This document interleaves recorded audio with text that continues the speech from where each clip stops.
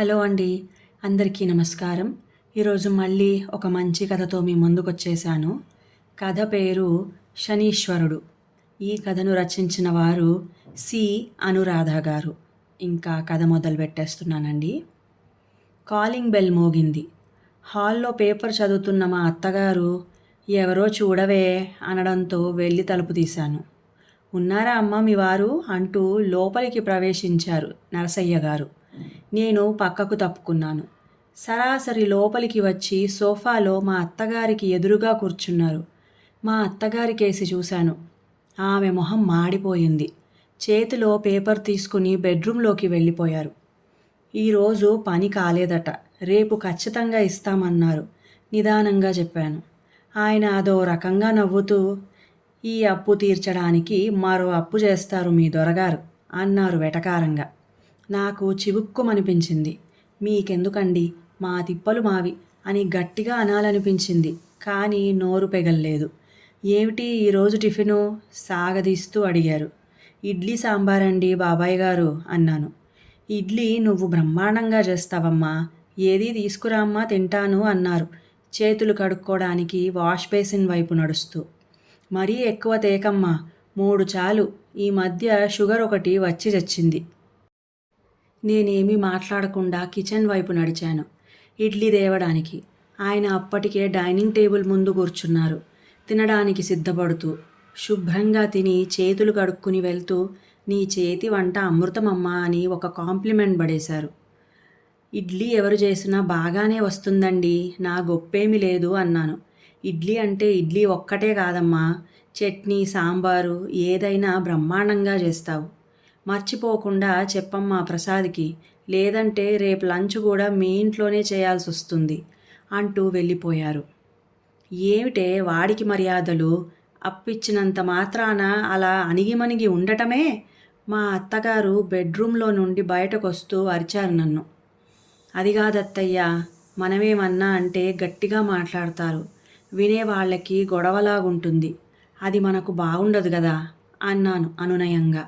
ఏమిటో కర్మ, మీ మామగారి హయాంలో లేని విషయాలన్నీ ఇప్పుడు జరుగుతున్నాయి.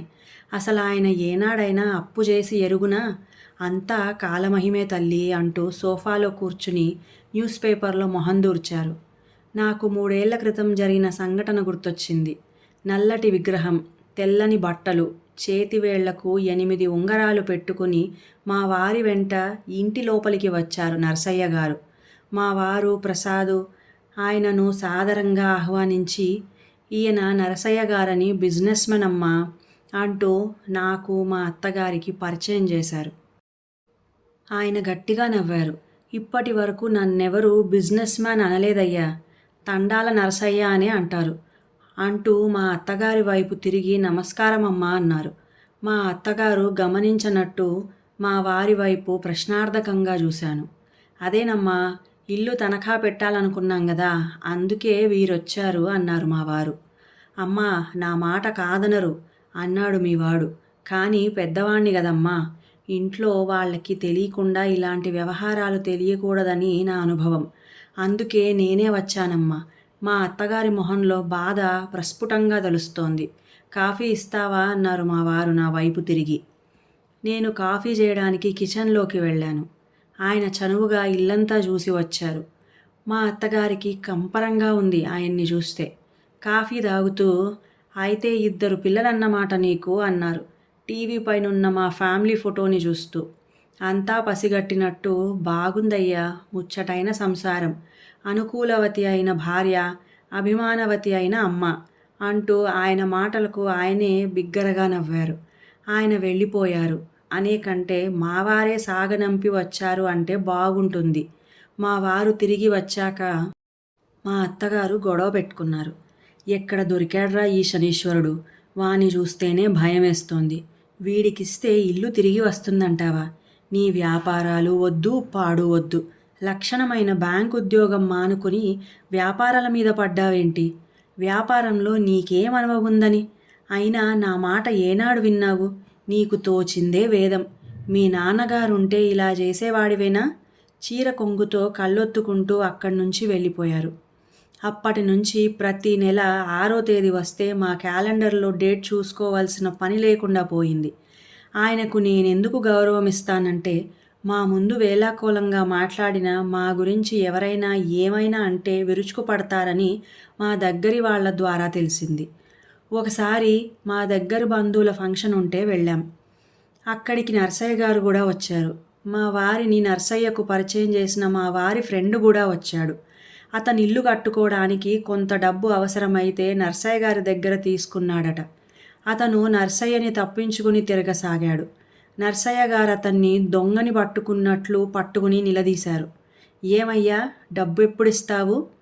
కనబడినప్పుడల్లా మాయమవుతున్నావే.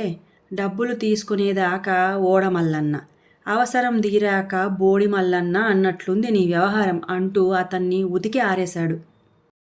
ప్రసాద్కు నాకంటే ముందే నాకంటే ఎక్కువే డబ్బిచ్చావుగా, అతన్నడగవేమంటూ మమ్మల్ని ఇరికించారు.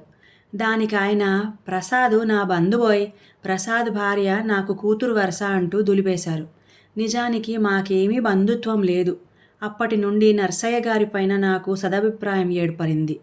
బాబాయ్ గారనే పిలుపుతో దగ్గరయ్యాను. కొంచెం చనువు పెరిగి నన్ను అమ్మాయి అంటూ పిల్లల్ని దగ్గరకు తీసుకుంటూ మా వారిని సున్నితంగా మందలిస్తూ మాలో కలిసిపోయారు. కానీ మా అత్తగారికి మాత్రం ఆయనంటే చిరాకు. వీడి పీడ ఎప్పుడు వదులుతుందో అని ఎప్పుడూ అంటూ ఉండేవారు. తర్వాత మరో సంఘటన మా బంధాన్ని మరికాస్త గట్టిపరిచింది. ఓసారి నేను మా అత్తయ్య గారు ఆటోలో గుడికి వెళ్తూ వస్తుంటే చిన్న ప్రమాదం జరిగి మా అత్తగారి కుడి చెయ్యి ఫ్రాక్చర్ అయ్యింది. హాస్పిటల్లో ఉన్న మాకు 10,000 తెచ్చి చేతుల్లో పెట్టారు నర్సయ్య గారు. అడగకుండా ఆదుకున్నందుకు మా వారి కళ్ళల్లో నీళ్లు తిరిగాయి. అది అప్పుగానే ఇచ్చినట్లు తర్వాత నోటు రాయించుకున్నారనుకోండి. అయినా సరే వృత్తిరీత్యా కాస్త కఠినమే అయినా మానవత్వం ఉన్న మనిషిలా కనిపిస్తారు నాకు. రోజులు గడిచిపోతూ ఉన్నాయి. మా వారి వ్యాపారాలలో ఏమీ మార్పు లేదు. నష్టాలు లేవు, కానీ లాభాల బాట పట్టడం లేదు. ఆ నెల మామూలుగానే 6వ తేదీ వచ్చిపోయింది. తర్వాత 7, 8 కూడా వచ్చిపోయాయి. శనీశ్వరుడు ఇంకా రాలేదే, కొంపదీసి పోయాడా ఏమిటి అన్నారు మా అత్తయ్య గారు. ఛా, ఊరుకోండి, మన అప్పు కోసం ఆయన్ను చంపేస్తామా ఏమిటి అన్నాను నేను. ఆయన మేలమ్మా, వేలకు వడ్డీ ఇస్తున్నామని గమ్మునున్నాడు. అదే ఆయన కొడుకులైతే వెంటనే క్లియర్ చేయమంటారు అన్నారు మా వారు. మాటల్లోనే నర్సయ్య ఫోన్ నుండి కాల్ వచ్చింది మా వారికి. వాళ్ళ అబ్బాయి మాట్లాడాడు. నాన్నగారు బాత్రూంలో కాలు జారి పడ్డారు. తుంటి ఎముక విరిగింది. హాస్పిటల్లో ఉన్నారు. మీరేదో ఇవ్వాలట కదా, గుర్తు చేయమన్నారు అని.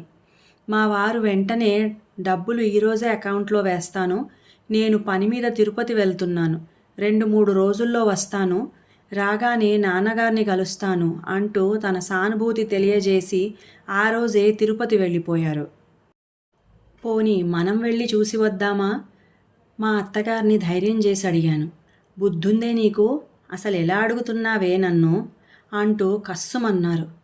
అప్పు తీసుకున్న కొడుకు కంటే అప్పిచ్చిన ఆయన మీదే కోపంగా ఉంది ఆమెకి.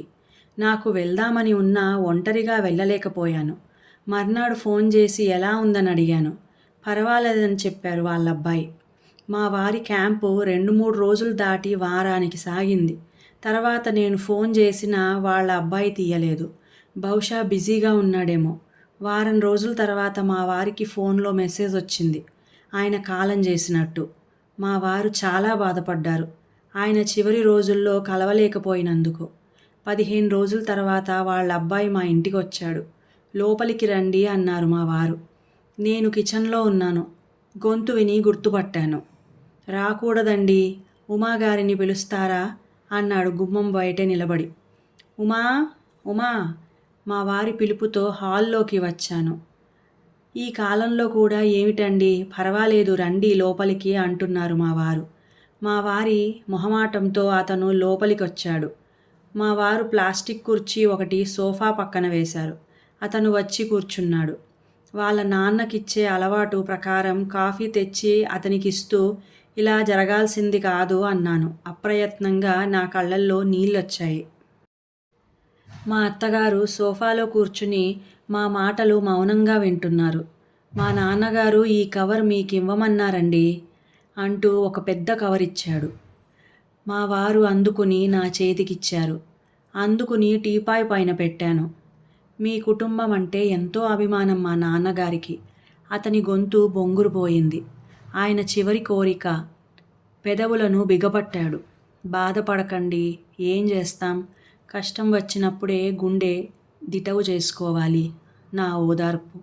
నాకు ఉమ లాంటి కూతురుంటే బాగుండేదిరా, కడుపు చూసి అన్నం పెడుతుంది అని ఎప్పుడూ అంటుండేవారు. నాకు కళ్ళల్లో నీళ్లు తిరిగాయి. ఎన్నోసార్లు చెప్పాం, ఈ వ్యాపారం వద్దు నాన్న, మాతో పాటు వచ్చి ఉండండి అని. వినేవారు కాదు. నాకు వ్యాపకం ఉండాలి కదరా అనేవారు. కాసేపు నిశ్శబ్దం. మా మధ్య రాజ్యమేలింది. కాసేపు ఆగి లేచి నిలబడ్డాడు. మా అత్తగారి వైపు తిరిగి నమస్కారం అమ్మా అంటూ చేతులు జోడించి వెళ్ళిపోయాడు. అతను వెళ్ళిన కాసేపటికి మా అత్తగారు వెళ్ళి తలుపు గడియ పెట్టి వచ్చారు. కవర్లో ఏముందే అంటూ కవర్ నా చేతికిచ్చారు, తీసి చూడమని. మా వారు అందుకుని కవర్లో ఉన్నవి బయటకు తీశారు. ఇంటి దస్తావేజులు. మా అందరి నోళ్ళు తెరుచుకున్నాయి ఆశ్చర్యంతో. వాటితో ఒక కాగితం, మరో కవరు జారిపడ్డాయి. కాగితాన్ని తీశారు మా వారు. అది ఉత్తరం. దాన్ని నా చేతిలో పెట్టారు, చదవమన్నట్లు. ప్రసాదుకు. ఇది తేదీ లేని ఉత్తరం. నేను ఎప్పుడు పోతానో, ఈ లెటర్ నీకు ఎప్పుడు అందుతుందో నాకు తెలియదు కదా. నీ గురించి తెలుసుకునే నీకు అప్పు ఇచ్చాను. మంచితనం అన్ని వేళలా పనికిరాదయ్యా. కొన్నిసార్లు కఠినంగా ఉండటం వల్లనే పనులు జరుగుతాయి. నువ్వు నాకు ఎప్పుడెప్పుడు ఎంతెంత డబ్బు ఇచ్చినది అంతా రాసుంచాను. ఎప్పటికైనా పోవలసిన వాడినే. నేను పోయాక ఈ ఉత్తరం నీకు అందుతుందని నాకు తెలుసు. నువ్విచ్చిన వడ్డీతో నా అసలు ఎప్పుడో తీరిపోయింది. నా అసలు మినహాయించుకుని మిగతా డబ్బులు మీకు ఇస్తున్నాను. నీ అప్పుల కంట్రోల్ కోసమే నీ ఇల్లు తనఖా పెట్టుకున్నాను. నిజానికి అప్పు ఇచ్చినప్పుడు నా ఆలోచన ఇలా లేదు. తర్వాత నీ పరిస్థితులు చూసి అది మారిందయ్యా. వడిగల గుర్రం కంటే వేగం వడ్డీ రేటు అంటారు. నేను నీకు డబ్బు ఇచ్చినా ఇవ్వకపోయినా నువ్వు మరొకరి దగ్గరైనా ఇల్లు తనఖా పెడతావని గ్రహించాను. నీ ఆలోచనలను పసిగట్టగల అనుభవం నాది. మంచి కుటుంబం నీది. నీ వ్యాపారాలకు, అత్యాశకు దాన్ని బలిచేయవద్దు. అనుకూలవతి అయిన భార్య, ముచ్చటైన పిల్లలు. ఇంతకంటే ఏం కావాలి నీ జీవితానికి? నువ్వు నిజాలు గుర్తించేసరికి వార్ధక్యం మీద పడవచ్చు. జీవితం చేయి జారిపోవచ్చు. ఈ మాటలు నేను బతికి ఉన్నప్పుడే చెబితే నీ చెవికెక్కవు. ప్రాణం పోయిన మనిషి మాటలకు విలువెక్కువ. అది కొన్నాళ్ళేలే, తర్వాత మళ్ళీ ఆ విలువ శూన్యమవుతుంది. ఇంటి డాక్యుమెంట్లు జాగ్రత్త.